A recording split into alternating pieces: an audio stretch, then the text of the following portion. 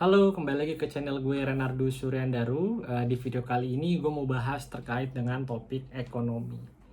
Baru-baru aja kita dapat berita bahwasanya PPKM Jabodetabek turun dari level 2 ke level 1. Ini berarti untuk sektor non-esensial pada dasarnya sudah bisa beroperasi 100%. Nggak heran makanya sekarang jalan-jalan pagi, siang, sore udah rame seperti kayak zaman dulu sebelum pandemi. Mall-mall juga weekend sudah mulai ramai dan tempat pariwisata pun sudah mulai kembali seperti sedia kala. Banyak anak kecil, ya, banyak orang tua juga dan rame kayak zaman dulu sebelum pandemi. Nah, gue melihat di sini memang kita sedang berada di pintu gerbang pemulihan ekonomi Indonesia. Nah, dari video ini gue mau cerita bagaimana dari sisi ekonomi dan bagaimana dari sisi bisnis dalam merespon perbaikan ekonomi Indonesia. Nah, dari sisi ekonomi sebenarnya kita tahu ya, relaksasi PPKM itu bisa mendongkrak produksi dan konsumsi. Dengan adanya relaksasi yang dilonggarkan, orang-orang bisa pergi ke mall, orang-orang bisa jalan-jalan, ini pada dasarnya menggerakkan permintaan di pasar. Dengan adanya permintaan yang naik di pasar dari konsumen, ini juga akan di satu sisi mendongkrak sisi produksi ya yang ada di dalam sebuah perekonomian. Nah, yang kedua, sebenarnya pemulihan ekonomi ini trennya sudah bisa kita lihat sejak tahun 2021. Saat pandemi, ekonomi kita kontraksi minus 2,07%. Nah, di tahun 2021, ekonomi kita naik tuh 3,69%. Kalau kita pecah lagi di tahun 2021, di triwulan pertama 2021 kita tuh masih minus 0,7%.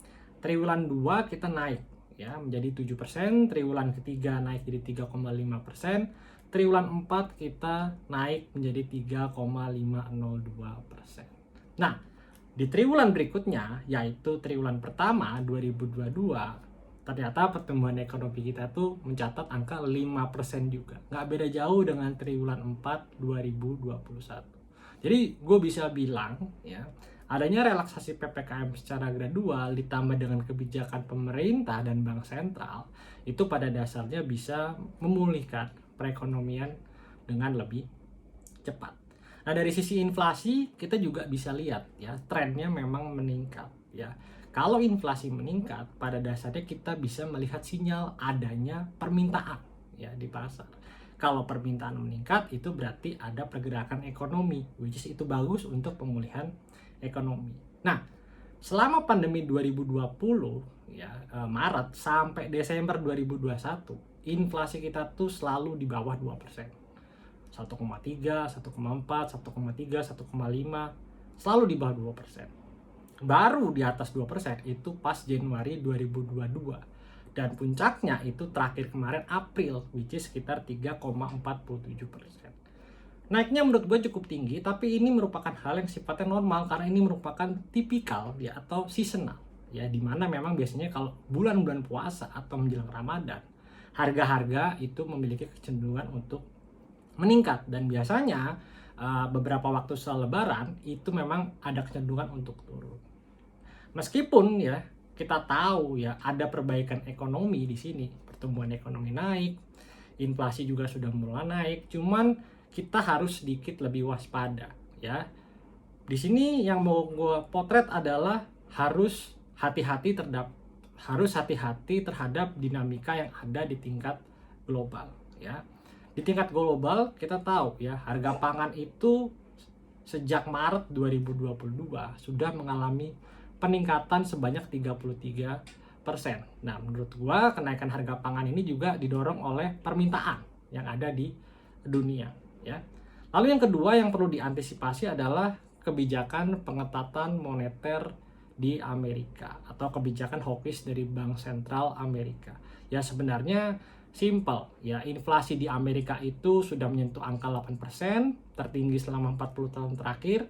Dan untuk menjinakkan inflasi, mau nggak mau, Bank Sentral Amerika dia harus meningkatkan suku bunga acuan, suku bunga bank sentralnya untuk mengerem konsumsi ya supaya inflasi ini bisa turun.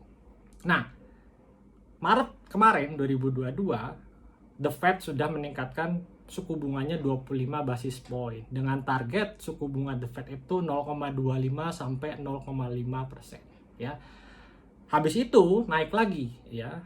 Tanggal 3-4 Mei itu naik 50 basis point dengan target suku bunga The Fed itu kisaran 0,75 sampai 1%. Dan ini peningkatan 50 basis point ini merupakan kenaikan suku bunga acuan tertinggi sejak tahun 2000. Nah, implikasinya apa untuk Indonesia? Dengan adanya kenaikan suku bunga The Fed ini bisa mengguncang nilai rupiah ya. Ada indikasi bahwasanya dolar itu akan menjadi lebih mahal. Sekarang dolar itu 14.600. Bisa jadi di kemudian hari kalau ternyata The Fed itu menaikkan suku bunganya lebih tinggi, dolar bisa aja tembus di atas 15.000 per dolar. Dan ini tentu saja sulit ya buat negara berkembang kayak Indonesia yang juga berhutang dengan menggunakan dolar ya, pinjam duit pakai dolar ya. Transaksi internasional pun menggunakan mata uang dolar. Jadi bisa dibilang sekarang dolar itu ya kembali itu ya ke Amerika, menyebabkan harga dolar menjadi mahal ya, terutama di negara-negara berkembang ya.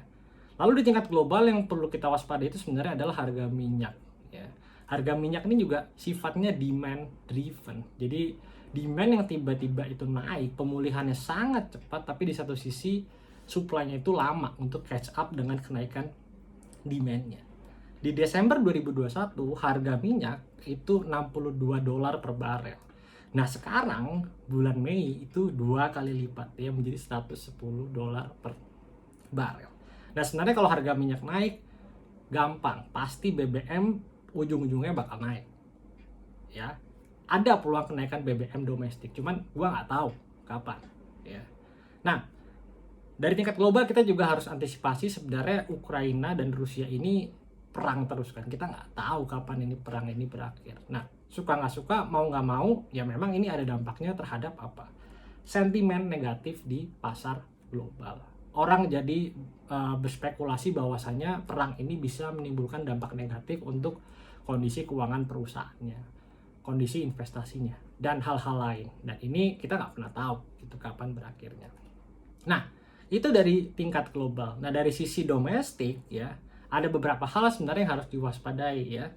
Kita tahu ya, harga pangan di pasar global meningkat dan hal ini juga diikuti dengan kenaikan harga pangan di level domestik ya. Harga minyak setahu gue terakhir gue cek masih sekitaran harga 20 ribuan per liter. Cabai terakhir naik ya, daging juga harganya masih tinggi dan ini memang drivernya adalah sekali lagi permintaan ya. Kita sedang ada pemulihan ekonomi dan permintaan somehow itu cukup tinggi di pasar ya. Restoran sudah mulai buka ya, orang sudah mulai ke kantor, artinya permintaan akan makanan itu akan juga meningkat dan ini tercermin dari kenaikan harga pangan ya. Lalu yang kedua yaitu transportasi naik ya. Lo liburan ya, weekend liburan sudah boleh pergi ke Bali ya, ke luar negeri, dan ini ikut mengkerek harga tiket pesawat ya, atau tiket kereta atau tiket bis misalkan seperti itu. Jadi memang ada kecenderungan harga transportasi itu naik dan harus diantisipasi ya. Lalu yang ketiga, kita dapat berita terbaru bahwasanya harga minyak di luar negeri naik ya. Tapi somehow di sini pemerintah Indonesia dalam hal ini kebijakan fiskal ya dari sisi Kementerian Keuangan ya, dia itu menambah subsidi energi. Ya, andai kata subsidi energi ini tidak ditambah, bisa jadi harga Pertalite akan naik. Ya, nah total subsidi ya supaya harga BBM nggak naik, listrik nggak naik, dan LPG itu mencapai 74 triliun untuk subsidi BBM, 71,8 triliun untuk subsidi LPG, dan 3,1 triliun untuk subsidi listrik. Ya, jadi bayangin kalau misalkan pemerintah tidak subsidi ya, Pertalite itu bisa naik sekitar 10-20% mengikuti harga di harga minyak di dunia. Nah, biasanya kalau harga Pertalite naik 10% itu menyumbang sekitar 0,5% inflasi ya. Once harga Pertalite naik, semua pasti naik ya. Mungkin kencing udah nggak 2000 lagi, kita kencing dimintain 3000 seperti itu. Nah, dari sisi subsidi ini memang bagus ya menahan inflasi, tapi ya ujung-ujungnya ya harus ada pos pengeluaran yang itu dikorbankan ya untuk mendukung pemulihan ekonomi. Sebenarnya sih tujuannya baik ya, momentum ini adalah momentum perbaikan pemulihan ekonomi, jadi harus dijaga ya. Yang terakhir sini update dari Bank Sentral ya, BI 7-day repo rate tidak naik ya, levelnya 3,5% ya. Dan posisi 3,5% ini ya, suku bunga acuan Bank Indonesia ini sudah 15 bulan nggak naik-naik, which is sebenarnya ini ikut menunjang pemulihan ekonomi ya. Mungkin di sana banyak pakar yang bilang kenapa nggak naik, nanti telat loh kalau nggak naikin sekarang, nanti inflasinya tinggi. Gue melihatnya inflasi kemarin tinggi ya itu karena faktor seasonal ya, yang pertama.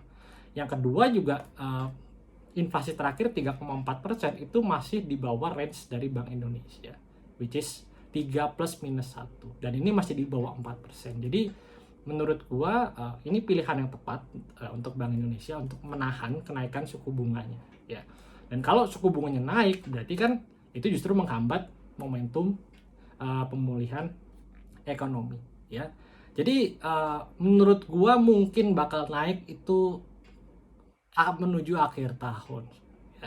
Jadi intinya itu Bank Sentral itu nggak boleh terlalu cepat naikin suku bunga acuan ya, dan juga nggak boleh terlalu lambat ya. Kalau terlalu cepat nanti momentum pemulihan ekonominya bisa nggak dapet ya. Tapi kalau terlalu lambat ya, kayak US sekarang ya, itu inflasi udah tinggi banget, udah susah dijinakin. Jadi memang harus pinter-pinter dari Bank Sentral ngelihat kira-kira kapan nih gua harus naikin suku bunga. Karena kalau suku bunga Bank Sentral naik, biasanya itu suku bunga kredit pun juga akan ikut naik ya, dan itu akan membuat masyarakat mengerem konsumsinya, mengerem kreditnya gitu. Nah itu dari sisi ekonomi ya. Dari sisi global tadi gue udah bahas, dari sisi domestik gue udah dibahas. Nah dari sisi bisnis gimana ya? Dari sisi bisnis ya, adanya relaksasi PPKM, kita udah tahu bisnis sekarang banyak yang bangkit ya, orang udah mulai belanja ya. Nah di sini kuncinya cuma satu, ketika orang udah mulai belanja lo harus tetap bisa jaga kualitas barang lo. Jangan sampai produksi lo naik gara-gara ada permintaan yang naik tapi lo nggak menjaga kualitas lo ya. Bisa jadi nanti konsumen ya dia malah pergi ke kompetitor lo yang lain seperti itu. Dan yang kedua, permintaan banyak which is produksi lo banyak ya, sales lo banyak, dan inilah momen yang tepat untuk lo memperbaiki kondisi keuangan bisnis lo ya, mulai akumulasi profit dari sini ya. Pinter-pinter lo kelola profit yang lo dapat sekarang ya. Bisa jadi ke depan ya ada kenaikan suku bunga dan ini bisa memberatkan bisnis lo ya. Jadi gunakan akumulasi profit yang ada sekarang untuk berjaga-jaga dan untuk ekspansi ya. Yang kedua ya kayak tadi gue bilang ya, Bank Indonesia belum menaikkan suku bunganya. Jadi ini adalah momentum yang tepat buat pebisnis untuk bisa pinjam kredit dari bank ya. Mumpung ya sekarang fixed rate-nya dan floating rate-nya itu masih belum berubah karena suku bunga BI juga masih 3,5%. Jadi kalau mau ekspansi ya menggunakan kredit perbankan ya, sekarang ini adalah momen yang tepat ya. Dan pemulihan ekonomi berarti ada peluang-peluang ekonomi yang bisa lo ambil sebenarnya ya. Lo bisa lihat peluang-peluang baru ya, bisnis-bisnis baru yang kira-kira ini ikut ya muncul di kala pemulihan ekonomi ini ada. Oke, segitu aja video gua kali ini, semoga bermanfaat buat lo. Thank you very much for watching and see you in the next video. Salam Rastop. Goodbye.